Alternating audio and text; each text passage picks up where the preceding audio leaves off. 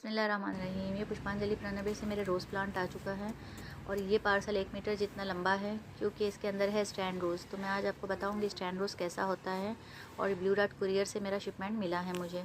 तो blue dart courier से कैसा मिला है मुझे तो मैं आपको बताऊंगी। इनकी 2 वेबसाइट है। इनकी 2 वेबसाइट में से जो पुरानी वेबसाइट है इनकी, तो वो पुणे ब्रांच से शिप होगा आपका और उसमें सिर्फ डीटीडीसी कुरियर है। और न्यू वेबसाइट से अगर आप करोगे तो खड़गपुर ब्रांच से शिप होगा, जो कि आपको डीटीडीसी भी मिलेगा और ब्लू डार्ट भी मिल जाएगा।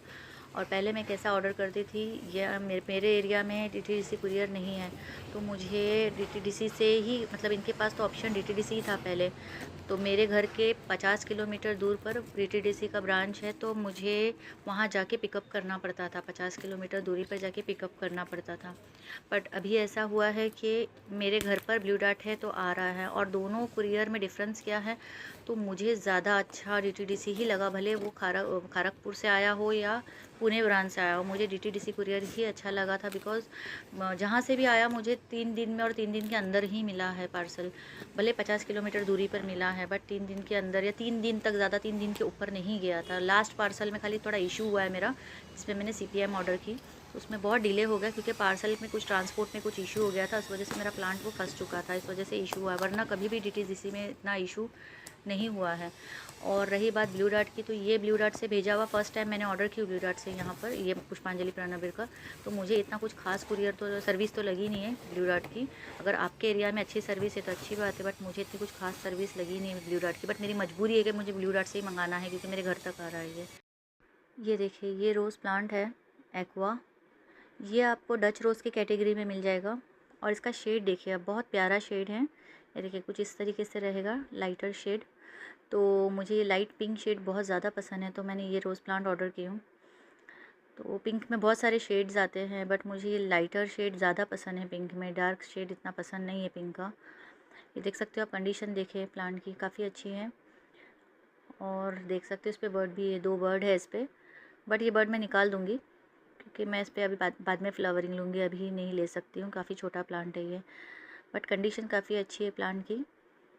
तो आपको अगर ये प्लांट ऑर्डर करना है तो आप उसके जो डच रोज़ के कैटेगरी है उसमें जाके ऑर्डर कर सकते हो। ये देखिए 2 प्लांट तो पता है आपको, वो जो स्टैंडिंग रोज़ है, और ये है ब्लू फॉर यू। और ये आपको मिलेगा फ्लोरिबंडा की कैटेगरी में। तो उसको मैं ओपन करके बताती हूँ इसकी कंडीशन क्या है। इसको अभी हम ओपन करते हैं। इसको ओपन हो गया है ये देखिए, इसकी कंडीशन देखें आप। तो इसकी कंडीशन मुझे इतनी ख़ास नहीं लग रही है, देख सकते हो आप। ये आजू बाजू से थोड़ा ग्रीन है 2 टहनी, बट सेंटर वाली जिस पे ग्राफ्ट किया हुआ है वही ख़राब हो चुकी है, मतलब सरवाइव नहीं करेगा ये प्लांट। ये दोनों भी टहनी जो है आजू बाजू की, तो ये ख़त्म हो जाएगी क्योंकि मेन जो है वही उसकी नहीं बची है। देख सकते हो आप, डायबैक के इशू की वजह से वो ख़त्म हो चुकी है। कुरियर के अंदर हुआ है ये, इन्होंने ऐसा भेजा है पहले से, तो पता नहीं मुझे, बट ये सरवाइव नहीं करेगा प्लांट ब्लू फॉर। फिर भी मैं अपडेट देते रहूँगी, तो मेरा वीडियो देखते रहें। ये देखिए, ये है 2 स्टैंडिंग रोज़ हैं। 2 प्लांट ऑर्डर की थी स्टैंडिंग रोज़ के, एक है मल्टी कलर में और एक है पिंक कलर में। तो ये है मल्टी कलर का, इसको मैं ओपन करती हूँ। अब इसको मैं फ़र्स्ट टाइम ऑर्डर की हूँ तो मुझे समझ में नहीं आ रहा है इसको मैं ओपन किस तरीके से करूँ और इसको हैंडल किस तरीके से करूँ। काफ़ी डेलिकेट लग रहा है मुझे, तो बहुत संभल के करना होगा हमें। तो उसको मैं, इसको पाइप भी यूज़ किया हुआ है और स्टिक भी यूज़ किया हुआ है। देखिए, आप देख सकते हो उसकी इमेज देखिए आपने, वो मेरे ख्याल से गूगल इमेज है, वो ओरिजिनल इमेज तो है नहीं उनकी। तो मल्टी कलर कैसा होगा प्लांट वो मैंने देखी नहीं हूँ अभी तक, बट मैंने बस ऑर्डर कर दी हूँ। तो देखते हैं अभी इसका लगा कर, तभी समझ में आएगा जब ग्रो होगा, कंडीशन अच्छी होगी तब समझ में आएगा एग्जैक्टली मल्टी कलर भी है या नहीं है, पता नहीं मुझे। फ़िलहाल तो फ्लावरिंग उस पर येलो कलर के दिख रहे थे। ये सारे जो स्टैंडिंग रोज़ होते हैं इसको कहाँ लगाया जाता है, तो अगर आप इसको बगीचे में लगाओगे, ज़मीन का घर है तो बगीचे में, तो इतने खूबसूरत नहीं दिखेंगे। इसको लगाना है बाउंड्री वॉल जो होता है, अपने घर के जो आजू बाजू बाउंड्री वॉल होता है उसके पास लगाए। तो उससे क्या होगा, अपनी जो बाउंड्री वॉल होती है, बंगलोज, ज़मीन के घर होते हैं किसी के, तो बाउंड्री वॉल होती है वो 4 फुट 5 फुट की ऐसी हाइट होती है। तो स्टैंडिंग रोज़ की जो स्टिक ऊपर तक जाती है, फिर उसके ऊपर से वो श्रब रहता है तो वो और ऊपर तक ऐसा फैल जाता है, तो वो और ज़्यादा खूबसूरत लगता है, ऐसा लगता है क्लाइंबिंग रोज़ है।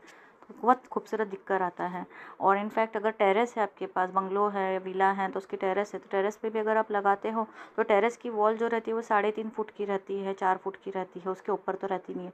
तो वहाँ तक स्टिक आ गई और उसके ऊपर वो जो श्रब आ जाता है तो बहुत खूबसूरत दिखकर आता है। तो आप इस तरीके से स्टैंडिंग रोज़ लगा सकते हो। ये देखिए मैंने अब इसको ओपन कर दी हूँ, आप देख सकते हो।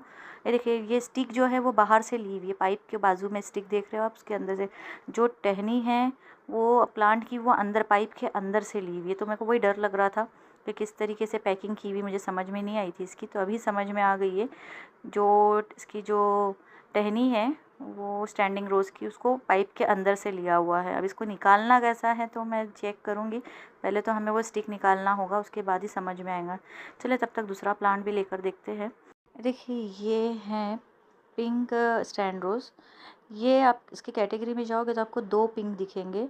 एक जो है वो पिंक स्टैंड रोज़ वो मिनी है, और ये दूसरा वाला सिर्फ पिंक स्टैंड रोज़ ऐसा लिखा हुआ है। तो मेरे ख्याल से इसके बड़े फ्लावरिंग होते हैं और मिनी के छोटे छोटे हो गए।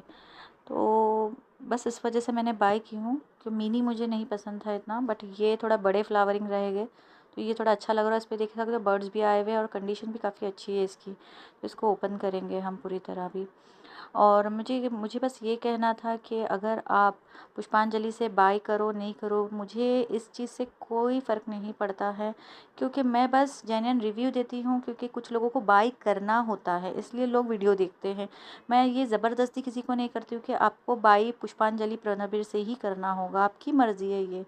तो मैं किसी को फ़ोर्स नहीं करती, क्योंकि कितनी बार मुझे ऐसा होता है जो मुझे मैसेजेस करते हैं और कमेंट करते हैं और बताते कि बरेली बहुत अच्छा है, अशोक बहुत अच्छा है, तो होगा अच्छा, मुझे इस बारे में नॉलेज नहीं है क्योंकि मैंने उनसे कभी परचेज़ नहीं की हूँ। मैंने जिससे परचेज़ की हूँ ऑफकोर्स मैं उसका ही रिव्यू आपको दूँगी। जैसे कि मैंने पुष्पांजलि प्रणबीर KSG और मेनाम गार्डन से मैंने परचेज़ की हूँ। ये देखिए आप, नीचे दिख सकता है आपको, यहाँ ग्राफ्टिंग किया हुआ है। और ये टहनी दिख रही है आपको नीचे वाली, देखिए ये इसको निकालना होगा क्योंकि ये है रूट स्टॉक की निकली हुई है। तो आपको इसको बहुत केयर करना होगा। जब भी स्टैंडिंग रोज़ आप लो तो ग्राफ्टिंग के नीचे जितना भी कुछ आएगा तो आपको कट करना होगा, वरना वो सर्वाइव नहीं करेगा ऊपर का स्टैंडिंग रोज़। ये देखिए यहाँ पे इसकी ग्राफ्ट किया हुआ है। और नीचे देखिए छोटे छोटे जो नीचे यहाँ से सब निकल कर आएंगे, आज नहीं तो कल शूट्स निकल कर आएंगे यहाँ पर, तो आपको वो कट करते रहना है। तो उसका केयर थोड़ा ज़्यादा है। तो यहाँ से जो टहनी निकल अगर एक बार आ गई, यहाँ से जंगली शूट्स निकल कर आ गई तो फिर आपका प्लांट ख़राब हो सकता है।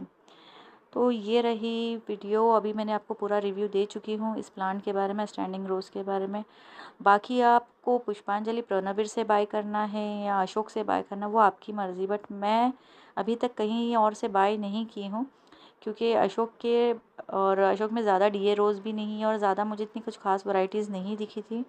और बाकी बरेली का तो मुझे भी इतना कुछ ख़ास, उसका भी रिव्यू वगैरह मैंने देखी तो मुझे कुछ इतना ख़ास रिव्यू मिला नहीं है उसका भी, क्योंकि उसका वो थोड़ा एक्सपेंसिव भी लग रहा था मुझे, क्योंकि कुरियर चार्जेस भी लेते हैं वो, मैंने सुनी हूँ। तो बेटर है कि मैं फ़िलहाल पुष्पांजलि प्रणबीर से ही बाय करती हूँ, क्योंकि उनका जो शिपिंग चार्जेस भी फ्री देते हैं वो, और 500 रुपीज़ मिनिमम ऑर्डर रहता है उनका। तो वो भी सहूलत होती है कि सस्ते में अपने को मिल जाते हैं अच्छे से अच्छे प्लांट्स, और सर्विस भी अच्छी है। खाली हाँ, हम ये बोल सकते हैं कि 100% इसके भी हम किसी की भी गारंटी नहीं ले सकते हैं कि 100% सब अच्छा होगा। कुछ ना कुछ तो कभी डायबैक का इशू आ ही जाता है, या कभी कभी प्लांट ऐसा जो मैंने दिखाई आपको ब्लू फॉर यू, तो ये कुछ इतना ख़ास प्लांट नहीं भेजे थे उन्होंने, तो ऐसे प्लांट्स मिल जाते हैं।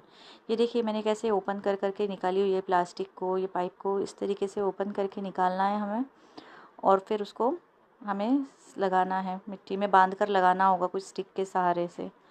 ये देखिए अभी मैं इसका रूट वॉश करके इसको क्लीन कर रही हूँ, और ये कंडीशन देख सकते हो आप प्लांट की। और ये देखिए आप, ये जो है मल्टी कलर वाला, ये इतना कुछ हेल्दी प्लांट तो नहीं दिख रहा है मुझे।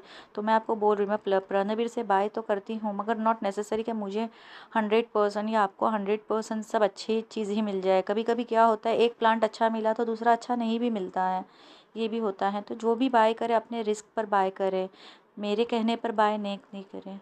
वीडियो पसंद आए तो लाइक करें और सब्सक्राइब करें। अस्सलाम वालेकुम।